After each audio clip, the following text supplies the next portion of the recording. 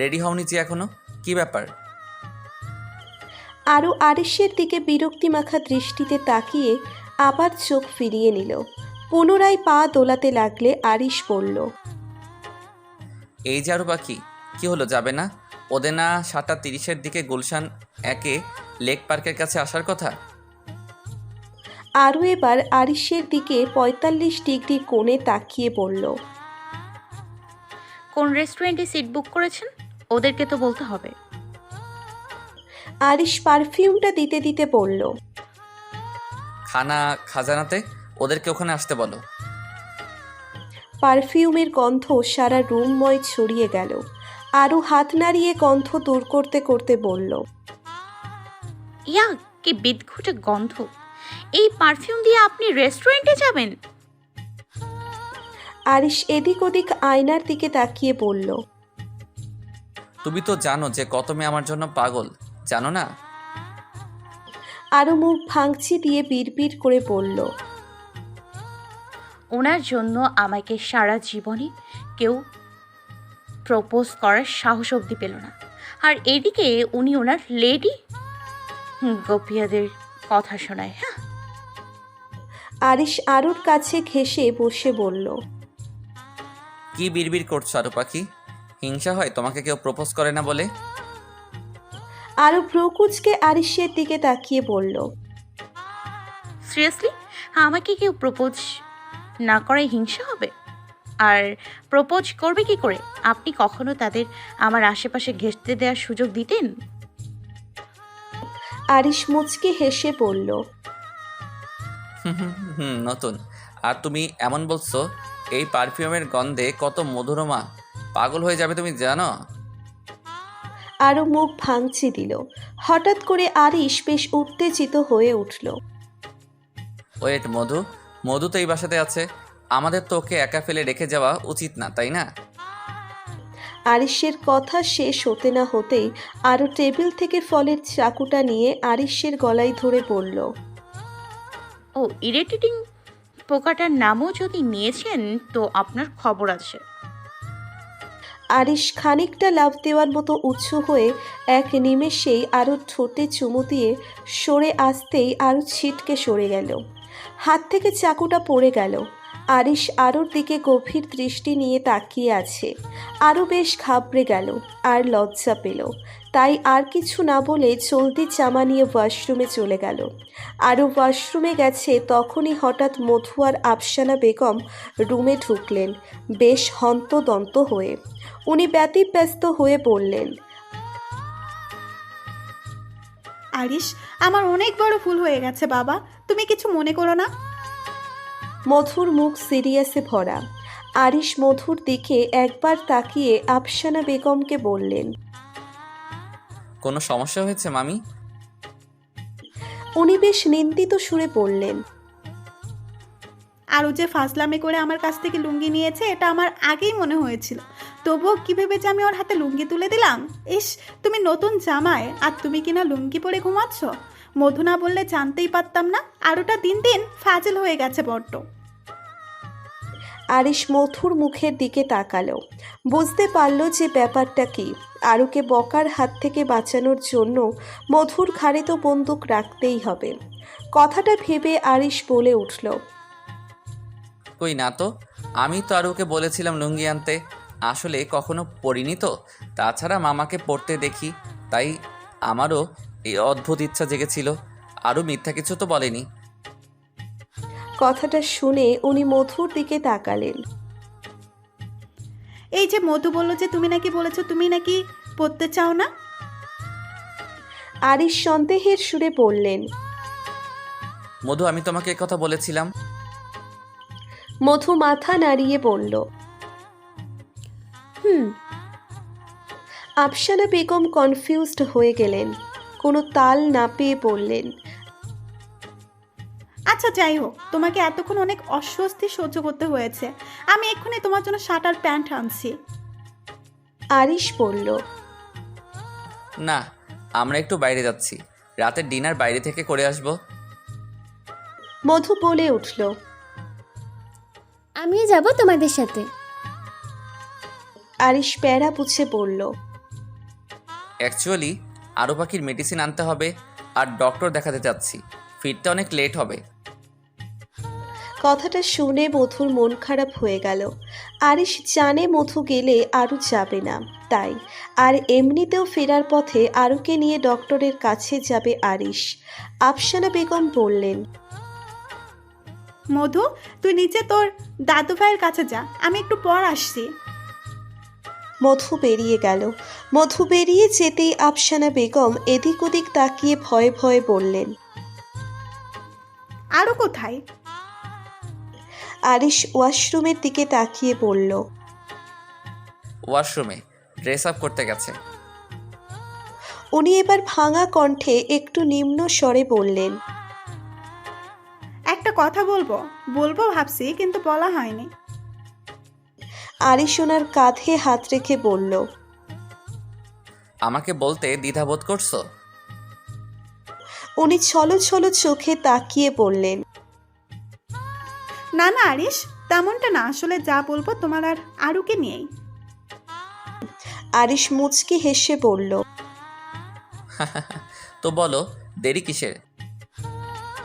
বলছিলাম কি, তুমি কেন বাবা যেচে নিজের জীবনটা নষ্ট করতে গেলে বলো? তুমি তো সবই জানো আরু কখনো মা হতে পারবে না। তোমাদের দুজনের ভবিষ্যৎ বলতে শুধু তোমারই।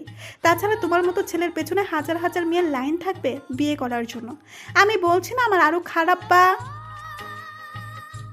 আরিশ গম্ভীর কণ্ঠে বলল, বাহ, তারপর কি? উনি এবার কেঁদে ফেললেন। আরিশ চোয়াল শক্ত করে আছে। আমরা আরও ট্রিটমেন্ট করতাম বা সব বলে কয়েক না হয় ওর জীবনের একটা তগানুগতি ঘটাতাম। উনি এটুকু বলতেই আরিশ ওনাকে থামিয়ে দিয়ে বলল, ব্যাস, নো মোর ওয়ার্ড। বিয়ে করে সন্তান সুখ লাভ করব বলে আমি আরও পাখিকে বিয়ে করিনি। আমি ওকে বিয়ে করেছি কারণ আমি ওকে ভালোবাসি। ওর বেবি হলো কি হলো না, আই ডোন্ট কেয়ার। তাছাড়া আমার ফিউচার নিয়ে চিন্তা হয় না। তাহলে আপনারা এত ভাবেন কেন বলুন তো? আমার কোনো বেবি লাগবে না। আমার যাকে প্রয়োজন ছিল তাকে আমি পেয়ে গেছি। আর সত্যি বলতে আরুর এই পরিস্থিতি তো শুধুমাত্র আমার জন্যই, আমার কারণেই ও অক্ষম। যাই হোক, আমি আরুকে নিয়ে অনেক হ্যাপি আছি। আর আপনারাও নিশ্চিন্তে থাকুন, শুধু খেয়াল রাখবেন কথাগুলো যেন আরুর কান অবধি কখনো না যায়। উনি এবার আবেগে কেঁদেই ফেললেন। চোখের জল মুছে বললেন, বিশ্বাস করো আরও অনেক সৌভাগ্যবতী যে ও তোমার মতো স্বামী পেয়েছে। আমার মেয়েটা অনেক ভালো, একটু অবুঝ, কিন্তু তোমাকে অনেক ভালোবাসে। তাই কষ্ট হলেও মানিয়ে নিও। আরিশ হাসির রেখা প্রশস্ত করে বলল, চিন্তা করো না মামি, আরু পাখিকে ভালোবাসার দায়িত্ব আমার, আর ভালো রাখারও। উনি মুচকি হেসে বেরিয়ে গেলেন। আরিশ একটা দীর্ঘশ্বাস নিয়ে বসল। অনেকক্ষণ হয়ে গেলেও আরও ওয়াশরুম থেকে বার হচ্ছে না দেখে আরিশ ডেকে উঠল, আরু পাখি, আরু পাখি, আর কতক্ষণ? ওয়াশরুমে কি সারাটা সন্ধ্যা কাটিয়ে দিবা নাকি? অপর পাশ থেকে আরুর কোনো সারা শব্দ নেই। অন্যদিন হলে আরও রেগে থাকলেও সাড়া দেয়। আরিশ আবার বলে উঠল, কি হলো, আর কতক্ষণ? তবুও কোনো সাড়া নেই দেখে আরিশ দরজার কাছে গিয়ে বলল, হয়েছে, রেগে আছো আমার উপর? আরুর গলার আওয়াজ তো দূর, ভিতর থেকে কোনো টু শব্দ অবধি পাওয়া যাচ্ছে না দেখে আরিশ দরজা ধাক্কা দিতে লাগলো। উপায় না পেরে বেশ জোরে দরজাটা ধাক্কা দিতেই দেখলো আরও মেঝেতে পড়ে আছে আর ফ্লোরে রক্ত ভাসছে, ব্লিডিং হচ্ছে। আরিশ দেখে চেঁচিয়ে উঠল, আরু পাখি। রাত 1:30 বাজে। আরুর ও নেগেটিভ গ্রুপের রক্ত। সারা হসপিটালে কোথাও ও নেগেটিভ রক্ত নেই। আরিশ খুঁজে খুঁজে হয়রান। এদিকে রক্ত না পেলে অপারেশন করাও সম্ভব না। অত্যাধিক মাত্রায় ব্লিডিং হওয়ায় শরীরে রক্ত কমে গেছে। তাছাড়া অপারেশনেও রক্তের প্রয়োজন। রেকলেস ড্রাইভিং করছে আরিশ, কোনো ট্রাফিক মানছে না। ঢাকা মেডিকেলে কোথাও রক্ত পায়নি, এমার্জেন্সি কাউন্টারেও কোথাও পায়নি। স্যার সালিমুল্লাহ মেডিকেলে রওনা দিয়েছে অনেক আগেই, ফিরছে এখন ঢাকা মেডিকেলে। সিটে রয়েছে 2 ব্যাগ রক্ত। রক্তের ব্যাগ দুটোর দিকে তাকালো আরিশ। আপনা আপনি চোখ থেকে দুফোঁটা জল গড়িয়ে পড়ল। ফোনে ফোন আসছে, সানা ফোন করছে। ইতিমধ্যেই গোটা 10 মিসড কল চলে এসেছে ফোনে। সবার মুখে আতঙ্ক, মেয়েটার কিছু হয়ে না যায় রক্তের অভাবে। আরিশ চোখের জলটা মুছে ঝটপট ড্রাইভ করলো। চোখে ভাসছে আরুর সেই বিরক্তি মাখা মুখ, যেখানেও আরিশ ভালোবাসা খুঁজে পেত। কানে ভাসছে একটা কথা, আচ্ছা আমরা একটা বেবি নিব, হ্যাঁ? আমি তার সাথে সারা দিন খেলা করব। আরিশের গলা ধরে এলো। আজকের অপারেশনে ওর একটা টিউব কেটে ফেলা হবে, যাতে করে প্রেগনেন্সির আশা খুব ক্ষীণ। আরুর বলা কথাগুলো কানে এসে বাজছে। আরিশের কাউকে চায় না আরু ছাড়া। কথাটা ভেবে আরু থামিয়ে রক্তের ব্যাগ দুটো নিয়ে ছুটল আরিশ ওটির দিকে। রক্তের ব্যাগ দুটো নিয়ে ছুটল আরিশ। ওটির সামনে লাল বাতি জ্বলছে। অপারেশন শুরু হয়ে গেছে। আরিশকে যেতে দেখেই আরিশের বাবা আফজাল খান আর আরুর বাবা আরমান সাহেব ছুটে এলেন। আরুর বা উনি রীতিমতো কাঁদতে কাঁদতে নেতিয়ে পড়েছেন। আফসানা বেগম উনিও কাঁদছেন আর আরুর মাকে সামলানোর চেষ্টা করছেন। সানা পাশের চেয়ারে বসে কাঁদছে। মধু সানার পাশে বসে সানাকে থামানোর চেষ্টা করছে। আরিশের হাতে রক্তের ব্যাগ দুটো দেখে আরমান সাহেব বলে উঠলেন, আরিশ তাড়াতাড়ি যাও, নার্স অলরেডি 2 বার ব্লাড নিতে এসেও ফিরে গেছে, আর বেশি দেরি করো না। আরিশের চোখটা ছলছল করছে। কথাই আছে পুরুষ মানুষের কাঁদতে মানা, তাদেরকে হতে হবে পাথরের মতো শক্ত। আরিশের গলা ধরে আসছে, ওটিতে ঢোকার সাহস পাচ্ছে না। আরমান সাহেবের কথা শেষ হতে না হতেই আরুর নানা ভাই তিনি তীক্ষ্ণ কণ্ঠে গর্জে উঠলেন আর কড়া কড়া কথা শোনাতে লাগলেন আরিশকে। এক্কেরে মাইয়াটার জীবনটা খাইয়া লইছে এই পোলা। হের লাইগা আমার দিদি ভাইয়েরা যে অপারেশন হইতাছে। মাইয়াটার কি খেতি যে করছে এই পোলা, আর কত খেতি যে করবে উপর আল্লাহ জানে। আমি এর লাইগাই দিদি ভাইয়ের সাথে এই পোলার বিয়ে দিতে চাই নাই। আরিশ ওনার দিকে ঘুরে তাকালো। আজ আর ওনার কথাগুলো আরিশের গায়ে লাগছে না, বরং মনে হচ্ছে উনি যেন ঠিক কথাই বলেছেন। সত্যিই তো, আজ আরিশের জন্য আরুর এই অবস্থা। এই কথাগুলো আরিশ নিজেই নিজের সাথে বলেছে মনে মনে। আরিশের গলা ধরে আসছে। জীবনে এতটা লো ফিল হয়নি কখনো। আজ আরু ওর পাশে নেই। মেয়েটা হসপিটালের বেডে শুয়ে শুয়ে যুদ্ধ চালাচ্ছে সেই যন্ত্রগুলোর সাথে। হঠাৎ ওটি রুমের দরজা খুলে নার্স এসে বললেন, স্যার আপনাকে ডাকছে, তাড়াতাড়ি আসুন, আর ব্লাডের ব্যাগগুলো আমাকে দিন। আরিশ ব্যাগ দুটো ওনার হাতে ধরিয়ে দিলেন। নার্স তা নিয়ে ভিতরে চলে গেল। আরমান সাহেব বিরক্ত হয়ে গেলেন তার শ্বশুরের এমন লাগাম ছাড়া কথাবার্তায়।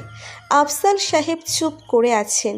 উনি মুরব্বী, তাই ওনার বিরুদ্ধে কথা বলে তাকে অসম্মান করতে চাইছেন না। আরিশ আরমান সাহেবের দিকে তাকিয়ে বললেন, আমি আসছি, আর পারলে আমাকে ক্ষমা করো। কথাটা বলে আরিশ ওটিতে ঢুকে গেল। আরমান সাহেব রেগে গিয়ে আরও নানা ভাইকে বললেন, এটা হসপিটাল, আপনার বাসা না। আর ছেলেটা কি ইচ্ছা করে এসব করেছে? ও অরুকে কতটা ভালোবাসে তা হয়তো আপনার ধারণাতে নেই। যাই হোক, আপনাকে এসব বলে আর কি হবে? বয়সে বড় বলে যা খুশি বলবেন সেটা কিন্তু হবে না। সবারই ধৈর্যের একটা সীমা আছে। এখানে চুপ করে বসে থাকুন আর একটাও কথা বলবেন না, নাইলে আপনাকে এখনই বাসায় পাঠিয়ে দেব। কথাটা শুনে আরও নানা ভাই একটু বেশ দমে গেলেন। শুধু ওনাকে ফিসফিসিয়ে বলল। কথাটা বলে সানার পাশে বসলো আবার। উনিও বাইরের দিকে চেয়ে রইলেন। উনি অন্য দিকে চোখ ঘুরিয়ে নিলেন।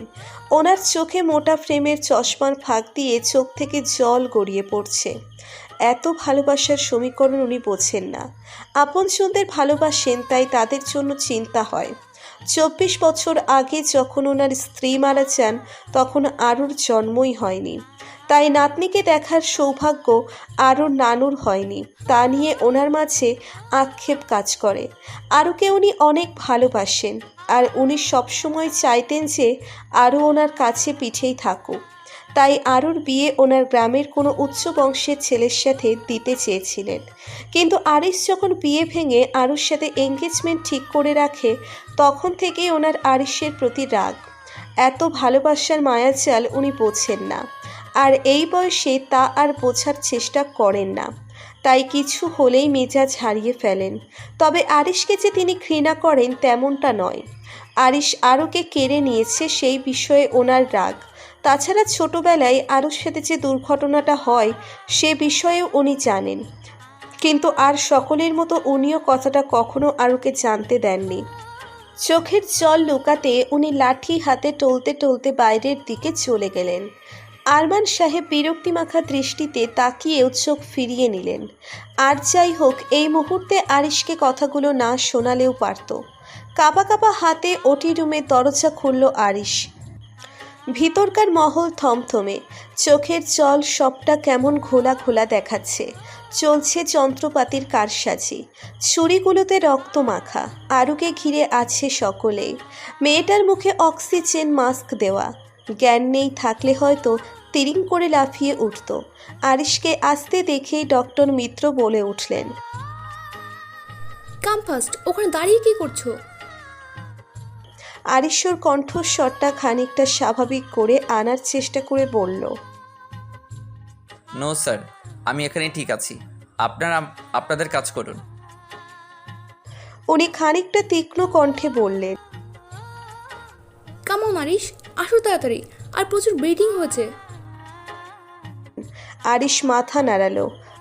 ওর মুখ থেকে আর কোনো কথা বার হচ্ছে না। কি বলবে তাও বুঝতে পারছে না। আরিশ ধীর পায়ে গেল। জীবনে অনেক কাটা ছেঁড়া, অনেক অপারেশন দেখেছে, ওরা প্র্যাকটিসও করেছে, তবুও কখনো এত ভয় লাগেনি যতটা না আজ লাগছে। আরুর থেকে খানিকটা দূরে দাঁড়ালো আরিশ। খচ করে উনি একদিকে টিউবটা কেটে ফেললেন। আরিশের সমগ্র শরীর কেঁপে উঠল। আর একটা টিউব মোটামুটি ড্যামেজ, তবুও তা বাদ দেওয়ার দরকার পড়ল না। কত কাটা ছেঁড়া হচ্ছে, অপরদিকে রক্ত দেওয়া হচ্ছে আরুর শরীরে। শরীরে কত সূচ ফোটানোর দাগ, কত রক্তের ছড়াছড়ি, আর সব কিছুর মাঝে ওর নিথর আরু পাখি। অপারেশন শেষ হয়েছে 2 ঘন্টা হলো। আরুকে বেডে দেওয়া হয়েছে। আরুর জ্ঞান ফিরবে আরও 5 কি 6 ঘন্টা পর, আর বাড়িতে নিয়ে যেতে পারবে 7 দিন পর। তবে ততদিন আরও হসপিটালে থাকবে কি তা নিয়েই সকলের চিন্তা। সানা আরুর নানা ভাই মধু আর আফসানা বেগমকে বাসায় পাঠানো হয়েছে। যদিও আফসানা বেগম যেতে চাননি, শুধু ওনার প্রেশার লো হয়ে গেছে, তাই উনিও যেতে বাধ্য হয়েছেন। আরিশ ডক্টরের সাথে কথা বলতে গেছে। ঘড়ির কাঁটা রাত 10টা ছোবো ছোবো। সবাই একটু ক্যান্টিনে কিছু খেতে গেছে। ডক্টর মিত্রর সাথে কথা বলছে আরিশ। তা আরিশ, হঠাৎ করে এমনটা হলো কিভাবে? আরিশের চোখে মুখে ক্লান্তির ছাপ। চোখে মুখে একবার হাত বুলিয়ে বলল, ডোন্ট নো স্যার, আমাদের আজকে বাইরে যাওয়ার কথা ছিল, আর আপনার কাছে ওকে নিয়ে আসতাম ট্রিটমেন্টের জন্য। ও ওয়াশরুমে গেল, কিছুক্ষণ পর দরজা খুলছিল না দেখে দরজা ভাঙলাম, তারপর দেখি ফ্লোরে পড়ে আছে আর ব্লিডিং হচ্ছে। উনি একটু ভেবে বললেন, মেবি বা আমার ধারণা মতে হঠাৎ করে ওর প্রেশার লো হয়ে যায়, আর তারপর হয়তো মাথাটা ঘুরে যায়, পড়ে যায় কিছুর ওপর, তারপর ভীষণভাবে পেটে আঘাত পায়। তাছাড়া তুমি তো বলেছিলে যে এই কয়দিনে ওর পেটের পেইনটা বেড়েছে, তারপর হয় ব্লিডিং। আরিশ চুপ করে আছে, কিছু বলছে না। একটা জিনিসের ভয়টা ভীষণভাবে পাচ্ছে, যে আরও যদি জানতে পারে তখন কি করবে। আরিশ হঠাৎ করে বলল, স্যার আমি একটু আসছি। আরিশ রুম থেকে বেরিয়ে গেল। আরও রুমের দিকে যেতে গেলেই দেখল ওনারা সবাই আসছেন। অনিকা খান আরিশকে থামিয়ে বলে উঠল,